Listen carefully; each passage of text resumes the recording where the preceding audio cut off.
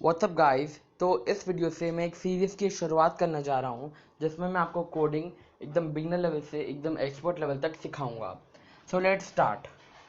तो आपको इस वीडियो के टाइटल से इतना तो समझ ही गया होगा कि मैं इस वीडियो में आपको क्या बताने जा रहा हूँ। So what is programming. Programming क्या होता है। आप सबको इतना तो पता ही होगा कि कंप्यूटर एक मशीन है, जिसका मतलब है कि उसे फीलिंग्स नहीं है। हमें उसे कुछ सेट ऑफ इंस्ट्रक्शन देने पड़ते हैं इनपुट डिवाइसेस की मदद से, और वो उन्हीं इंस्ट्रक्शंस के अकॉर्डिंग हमें आउटपुट देते हैं। अब आप में से कुछ लोग कहेंगे कि ये सब तो हमें पहले से पता है, हमें आप डायरेक्ट प्रोग्रामिंग सिखाओ।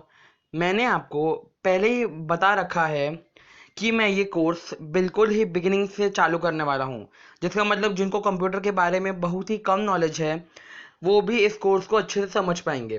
सो let's get back to the topic. Computer को ऐसे डिज़ाइन किया गया है कि वो बाइनरी लैंग्वेज को ही समझे। अब आप में से कई लोग कहेंगे कि ये बाइनरी लैंग्वेज क्या है। बाइनरी एक ऐसी लैंग्वेज है जो 0 और 1 के कॉम्बिनेशन से बनी हुई है, जिसे नंबर 6 को बाइनरी लैंग्वेज में 0110 कहा जाता है। वैसे ही अगर आप किसी भी एक लाइन को बाइनरी में कन्वर्ट करना चाहेंगे, फिर चाहे वो किसी प्रोग्रामिंग लैंग्वेज की ही कोई लाइन क्यों ना हो, अगर आप उसे बाइनरी लैंग्वेज में कन्वर्ट करना चाहेंगे तो आपको पूरा दिन लग जाएगा। इसलिए हम डायरेक्ट बाइनरी में कोडिंग बिल्कुल भी नहीं कर सकते हैं। लेकिन इसमें कैच है, जो मैंने अभी बोला उसमें एक कैच है। मैंने ये तो बोल दिया कि हम डायरेक्ट बाइनरी में कोडिंग नहीं कर सकते हैं, पर हम एक दूसरे लैंग्वेज में तो कोडिंग कर सकते हैं। जो रन टाइम जैसे वो पर्टिकुलर प्रोग्राम रन होगा, चलेगा, एग्जीक्यूट होगा, वैसे ही वो बाइनरी कोड में कन्वर्ट हो जाएगा, और फिर मशीन अपना रीड करके, एक कंप्यूटर उस कोड को रीड करके सारे प्रोसेसेस करता रहेगा। तो उसी जो मिडल लैंग्वेज में हम लोग कोड्स लिखते हैं, उसी को हम कहते हैं प्रोग्रामिंग लैंग्वेजेस। तो अब आप में से कुछ लोग कहेंगे कि फिर तो एक ही प्रोग्रामिंग लैंग्वेज रहना चाहिए ना, इतने सारे प्रोग्रामिंग लैंग्वेज की ज़रूरत क्यों है। इतने सारे प्रोग्रामिंग लैंग्वेजेस की ज़रूरत इसके लिए है क्योंकि अलग अलग प्रोग्रामिंग लैंग्वेजेस अलग अलग फंक्शंस के लिए बने हैं। जैसे अगर किसी को वेबसाइट बनाना है तो वो HTML यूज़ करेगा, CSS यूज़ करेगा, जावास्क्रिप्ट यूज़ करेगा।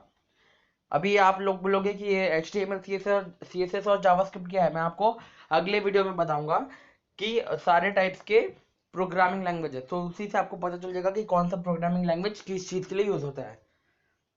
और जो अलग अलग प्रोग्रामिंग लैंग्वेज इस वजह से भी हैं, कोई फास्ट है तो कोई स्लो है, कोई हैवी काम कर सकता है तो कोई लाइट काम कर सकता है, कोई वेबसाइट के लिए यूज़ होता है तो कोई एप्लीकेशन के लिए यूज़ होता है। इसके लिए बहुत सारे प्रोग्रामिंग लैंग्वेजेस बनाए गए हैं। एक कंप्यूटर का जो कैलकुलेशन स्पीड होता है वो एक ह्यूमन माइंड से बहुत ज़्यादा होता है। इसके लिए जो कंप्यूटर है वो आराम से बिना किसी दिक्कत के, हम जो मिडल लैंग्वेज में कोडिंग करेंगे उसको बाइट कोड में कन्वर्ट कर सकता है। इसलिए हम प्रोग्रामिंग लैंग्वेजेस में कोडिंग करते हैं और फिर जाके वो रन टाइम में बाइनरी लैंग्वेज में कन्वर्ट होता है।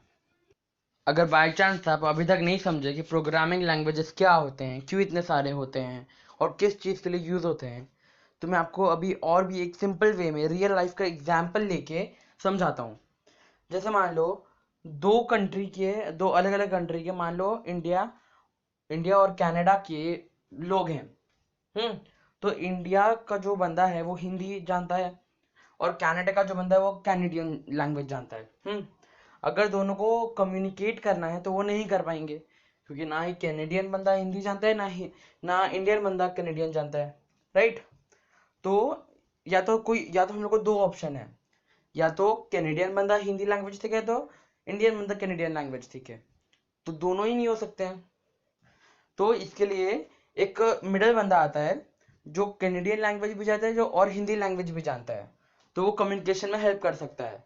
यहाँ जो इंडियन बंदा है वो हम प्रोग्रामर्स हैं, और जो कैनेडियन बंदा है वो कंप्यूटर है, और जो मिडल बंदा आ रहा है उसको आप प्रोग्रामिंग लैंग्वेज समझ सकते हो। मैं जानता हूँ कि ये कोई एफिशिएंट वे नहीं है इस पर्टिकुलर टर्म को समझाने का, बट बाई चांस अगर आप नहीं समझे एफिशिएंट वे से, तो मैं अभी आपको ये सिंपलर वे में समझा दिया हूँ। बाकी आप जब कोडिंग लर्न करोगे तो उसी में आप धीरे धीरे अपने आप ही समझ जाओगे कि प्रोग्रामिंग लैंग्वेजेस क्या होती हैं। तो इसी के साथ ही वीडियो ख़त्म होता है। अगर आपको मैंने अभी जो भी समझाया है उससे रिलेटेड कुछ भी डाउट है तो आप या तो मुझे कमेंट्स में पूछ सकते हैं, या तो मुझे इंस्टाग्राम पे DM कर सकते हैं। और मैं अभी इससे रिलेटेड एक क्विज़ डालूंगा इंस्टाग्राम पे, अपने स्टोरी में। अगर आपको देखना है, अगर आपको प्रैक्टिस करना है तो आप वो क्विज भी दे सकते हैं। तो मिलते हैं अब मेरे नेक्स्ट वीडियो में, तब तक के लिए गुड बाय।